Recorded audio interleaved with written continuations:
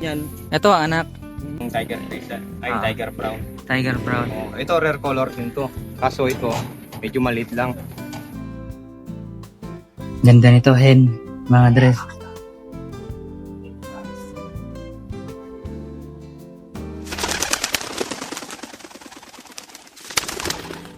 Magpakain na tayo ng mga breeder natin mga dre.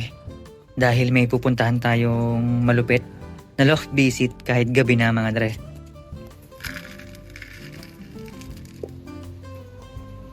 Yan, so may kukunin tayong off color ng mga dre na kulay brown.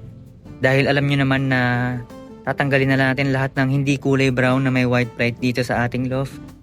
At yung kukunin kong malupit na mga white plate na brown, eh gagawin nating sitter mga tol, mga dre. So maglo-loft visit tayo sa isang tropa mga dre. Etong mga nagsusubo eh kailangan babaran natin yan ng patoka mga dre. Yun nga lang kapag binababaran ko to ng patoka eh nagiging pihikan mga dre. Eto rin nagsusubo dalawa. Ayan. Ayun nagiging pihikan pag binababaran ko nagtitira Ayan. Pero next time pupuruan ko sila ng talaga, ng mga mix talaga. Kasi ito may halong GMP4 mga dre. Pero mahigit 50% yung yung mga seeds. Pero nagtitira pa rin sila ng GMP4. Pero bababaran pa rin natin 'yan. Yun. Para sa mga sinusubukan nila mga dre. Alright.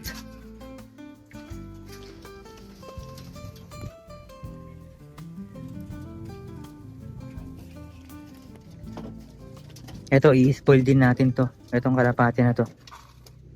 Ayan nakasecured siya mga dre Pinakamalupit na kalapati natin yan dito. Ayan. Etong mga warriors natin na ayaw pang magsipasok bahala na sila dyan. Basta tayo maglo-loft visit na tayo mga dre. Ayan, may pupuntahan pa tayo Ayan. So bahala na kayo dyan magpaka good boy kayo dahil may lakad ang master trek nyo. Maglo-loft visit tayo kahit gabi. Gabi. A few moments later. Magkano pagawa mo dyan sa loft mo? Ako lang gumawa yun. Ay, ikaw na nag-welding yan? Pati yan. Sa ilalim. Yan gagawin kong stock lot yan. Kasi sa next year, subukan namin maglaro. Pero ngayon hindi ka pa naglalaro? Hindi pa, naka-breed pa yung mga ko. Panlaro ko. Pero may estimate kanyang yan? Oo. May... Ito, rare din yan. Yung binibenta ko rin yan. Tumatanggap ka ng gawa? Sa mga ganyan na loft? Ano lang? Basic. Kaya kung alas 7 yung umuwi, ganyan. Kumbaga pansariling na lang Hindi ko man sila napakain yan kasi tapos na ako umuwi. Ganitong design, maganda Nasa harap yung pinto. Ikaw rin gumawa nito sa baba? Ganda.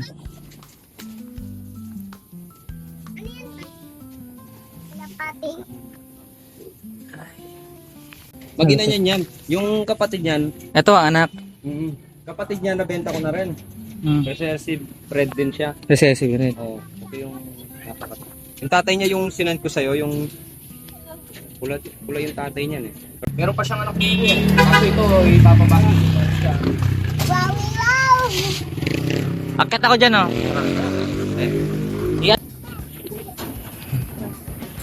Yan, maganda maglimlim yan at saka Kaya yung nanay. yung tiger face. Ay, tiger brown. Tiger brown.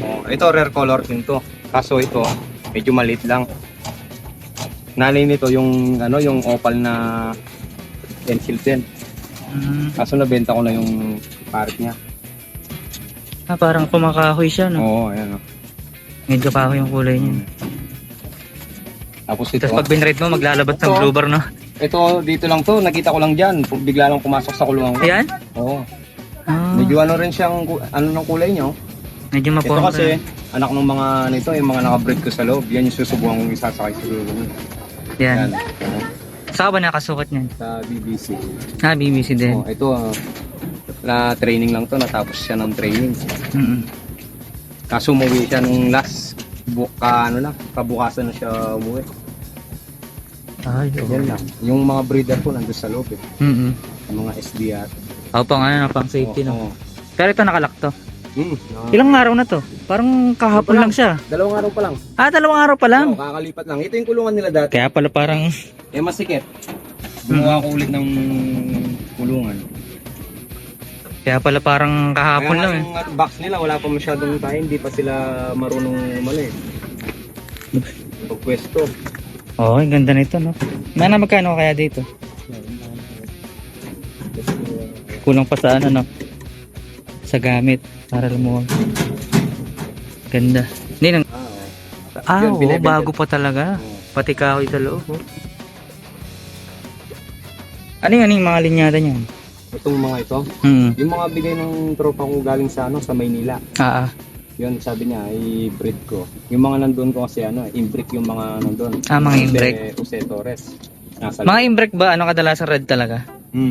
Yan, red. Parang bata Yun, pa may to, no? mga Itong breed. dagit, no? Oo. Umiyak pa yan nung nakapunta siya dyan. Malakas yung ulan nun eh. Eh, tapos pinakawalan ko, ayaw nang umalis. Wala naman sing-sing. Wala naman. Pre-bird na lang yan. Yan, yun din yung inaalis ko din yun. Yung Carlet na yun, pati ito. Yan, pati ito yung kak na pinost ko. Yung medyo malaki. Buti nga nakita ka agad eh. Yan yung mga anak ng yung Gracel, yung black, tsaka ito. Yung bata. Yung kapatid. Ito, Mga off-color sa sariya mo niyan na category? Hindi, yung mga ko niyan, kumbaga ito, mga ko lang kasi, flyer ko lang dito. Yung mga anak ng mga nasa loob, isasama ko sila dito para pag meron silang matuto. May sinusundan silang lumipad. Ano iba pa ito? Medyo cowboy pala tan. Oo. Pero yung halos nilalabas niyan, hindi man cowboy. Yung anak niyang brown, hindi naman. Hindi naman, pati no? yung mong kinuha, hindi rin siya cowboy. Baka random lang, no? Maano lang siya. At saka sandali, ay pumapar siya. Tsaka masipag maglimlim at saka Masipag magpares, no? Yan ang magandang ano. Tsaka yung mata niya, yung parang pulang-pula. Oo. Nanlilisik, no? Hindi na nagto-throwback yan ng ano. Kumbaga yung throwback niyan, brown talaga. Oo. Sige. Di ko pa nasubukan sa ibang kasi yan eh. Kulay na na halos brown yung pinaris ko sa kanya eh. Kasi gusto ko magpalabas siya ng tiger brown. Kaso nilalabas niya mga ganon. Ganyan. Tapos yung ganon, parang sparrow na. Medyo sparrow na, no? Konting perfection na lang. Pero ito parisan mo siguro ng tiger brown to. Yun, maglalabas sigurado ng tiger brown. Sige. Meron ako doon. Tiger red. Nabili ko lang din taga dito sa yung taga kutkut. Kutkut? Ano kasing kutkut? Marami yatang kutkut dito eh, no? Hindi, ito. Ano na to? Subdivision. Kutkut. Bagong bayan. Tapos kutkut. Kaya akala ko yung... A few moments later. Yo, what's up, mga dre? So ngayong araw ay may ipiplex ako sa inyong 2 ibon, mga dre. Yan. So napakalupit nito, napakabangis, napakatindi. Ang ganda ng kulay. At ipiplex ko sa inyo ito ngayon na. So, kung mahilig ka sa off-color talagang malulupitan ka sa ganito. Ayan. Ganda, di ba? Ayan, ganda nito, hen, mga dress.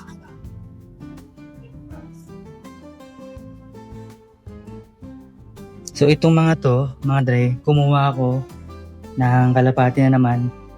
Unknown lang to mga to, pero gagawin nating sitter, mga dre. Ayan, Pero syempre, kahit sitter lang sila, gusto ko kaaya-aya yung itsura nila at pasok sa quality or sa pasok siya sa kulay na gusto ko. Ayan. As you all know, guys, magtatanggal na tayo ng mga hindi brown dito sa ating loft. Iisa-isahin natin or uunti-untiin natin yan. Except sa mga tippler, syempre. Kahit hindi brown, basta tippler, ikikip natin yan dito sa ating loft, mga dre. Ayan, Ganda, Ganda nito, mga dre. Gagawin lang natin silang sitter. Pero pag umitlog sila, i-incubator ko na lang. And then, basta ang importante, mga dre, makapagsubo din sila, mga dre. Ayan. So, naisipan ko nga kumuha ng sitter kasi nga, Nakita nyo naman yung bago kong ibon mga dre, napakalupit. So gusto kong paramihin yung lahi nun mga tol. Ayan. Ito ay tatawagin ko na lang siyang Raptura. Ayan. Or si Raptora kasi unang tingin ko sa kanya sa picture nung nagbebenta nalulupitan ako, mukha siyang raptor. Ayan, tapos ang ganda ng paa niya. Parang medyo may balahibo nga rin yung paa niya. Ayan. Pero hindi raw ito nahaluan ng kahit anong fancy. Ayan. Flex pa natin ng isang ulit, mga dre. Ayan o. Napakaangas. Ito mga dre o. Ito naman, mas dominant yung white niya mga dre. Ayan, hen din to. Ayan. Yun, galit na galit pa. Ayan mga tol. Lupit to. Lupit niyan mga par. Ang likot pa. Double band pa. Akala mo talaga may bitaw eh. So magsisiter sila. Pero papabuhayin ko rin naman yung mga itlog nila sa pag-hand feed. Ayan. Kung meron, no. Basta ang importante, masubuan nila yung biopedium ko, mga dre. And then yung sarili nilang itlog, baka i-hand feed ko na lang. Or baka ipamigay ko na nga lang din. Ayan, no. Nga pala, nung nag-loft visit ako gabi na. Gabi ako nag-loft visit. Ayan. The next day. Ayun na, lumipad na sila sa wakas. Sabay sila dyan, ay, titibay yan. Titibay pa naman dahil.